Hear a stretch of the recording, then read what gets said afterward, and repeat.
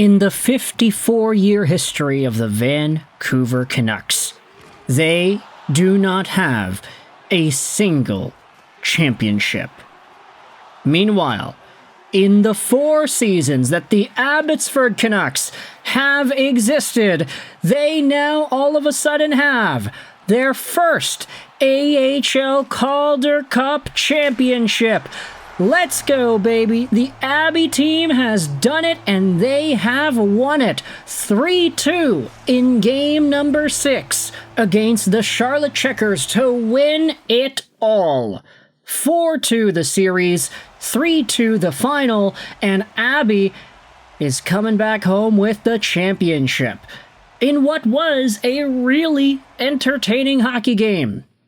This one, I don't want to talk too much about the dynamics of the game. I don't want to talk about the penalties. Screw that. We can talk about the penalties all day long. There were a bunch of them for the Abbotsford Canucks, but they still hung on, and they still were able to win. And in fact, they won this game in a comeback capacity. The Abbotsford Canucks were down 2-0 in the first period to back-to-back goals by John Leonard and Jack Devine, up until you had Trevor Carrick taking a delay of game penalty, which put the Abbotsford Canucks on the man advantage and which gave Sammy Blais the shot and the goal to bring Abbotsford within one 2-1 hockey game with Sammy Blais' quick power play marker at the end of the first period. He absolutely snipes it. On the left side, around the perimeter of the face-off circle, he gets the pass back from the Abbey D-man, Christian Wolanin, and just walks in and throws it up top right. What a beautiful goal there by Sammy Blais, and it's a 2-1 hockey game. Second period, this is where we see Abbotsford get into some penalty trouble.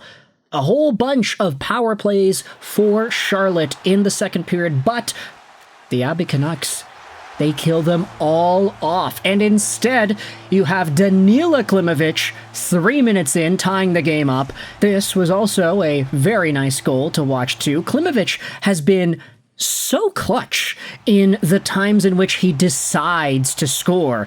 This one wasn't really like all him.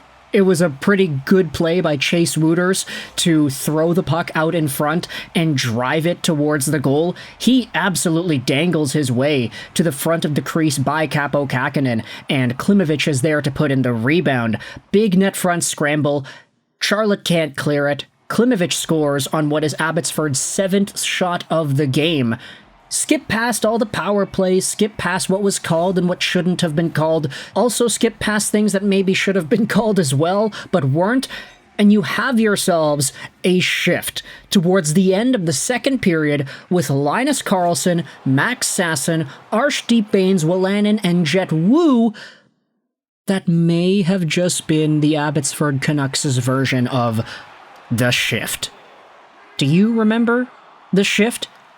Henrik, Daniel, Lucas Krajicek, Ryan Kessler, these folks against the Edmonton Oilers decades and decades ago. This might have been that, but in Abbotsford. As Arshdeep Bains, Sasson, and Linus Karlsson cycle it around, they get some chances, they get some opportunities. Jet Wu steps up big time to keep the puck in twice. Christian Wolanin facilitates the play at the blue line as well, and ultimately it's some beautiful cycling play going on by this crew. The shift is like a minute long, and it ends with Arshdeep Bains in the corner making a beautiful no-look, spin-around, forehand sweep onto the backdoor area of the goal, and Linus Karlsson pounces on it, right-hand shot on the left side, beautiful one-time chance, and it gets by Kaapo Kähkönen. That was scenery on display. Man, the Sedins really have to be helping these guys with their on-ice development, right? That kind of cycling, that kind of puck movement, that was scenery. Get these guys in the National Hockey League so they can teach Elias Pettersson how to do that. Oh my gosh, man, what a crazy way to get the game-winning goal. shots in the third period, 11 for Charlotte and 7 for the Abbotsford Canucks. So Abby ultimately, they get outshot in this one again, 30-20, but they have the 3-2 win. Arturs Silovs with yet another stellar night, and he ends up getting the Calder Cup Playoff MVP award, the Jack A. Butterfield Trophy, which is totally deserved here, by the way. Arturs Silovs stopped 695 shots on goal in this Calder Cup playoff run, and unlike Jacob Markstrom and the Utica Comets 1 decade ago, the Vancouver team ends up getting it done. And now, this is where we debate. Has Arturs Silovs gotten to that territory that Jacob Markstrom was at 10 years ago, back when he was a prospect for Vancouver, and back when you could say he had some value? Markstrom inevitably became the legend that he was in Vancouver Canucks lore, but Arturs Silovs, does he have that opportunity to do this again? Now, I wanted to ask another question. This has been popping up a lot on the radio. A lot of people in comment sections are talking about this as well. Out of this Abbey Canucks team, who is good enough to make the Vancouver Canucks next year? It's kind of interesting because I think a lot of the team is a bit older, but they're not necessarily fighting for spots that I think the Vancouver Canucks have available right now.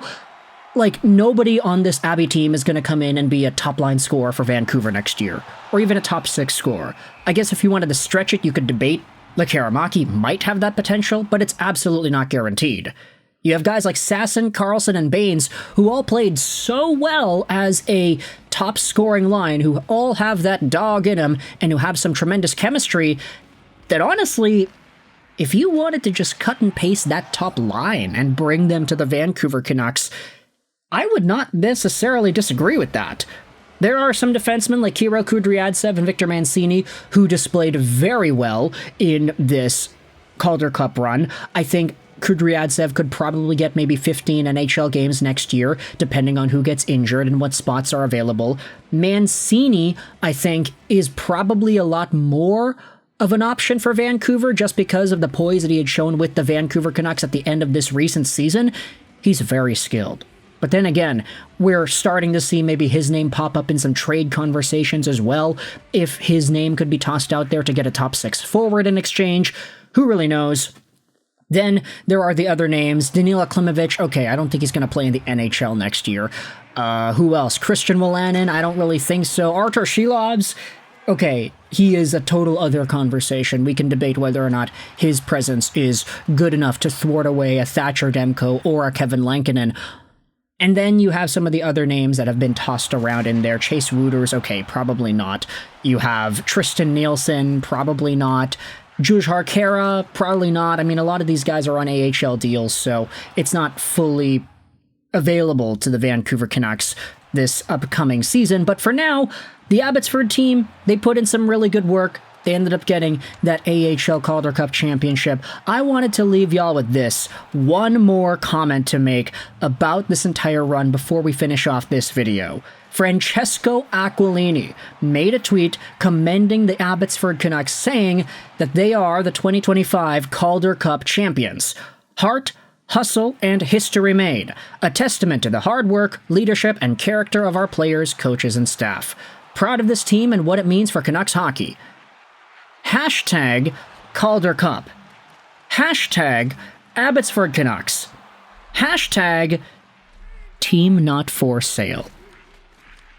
Oh man, he just addressed it. Let me know your thoughts in the comment section below about the Abbotsford Canucks winning and Francesco Aquilini using this as an opportunity to talk about how the Vancouver Canucks are not for sale. Talk about catering to the fans, eh? Let me know your thoughts in the comment section below about the Abbotsford Canucks. I hope you enjoyed this video. And bye.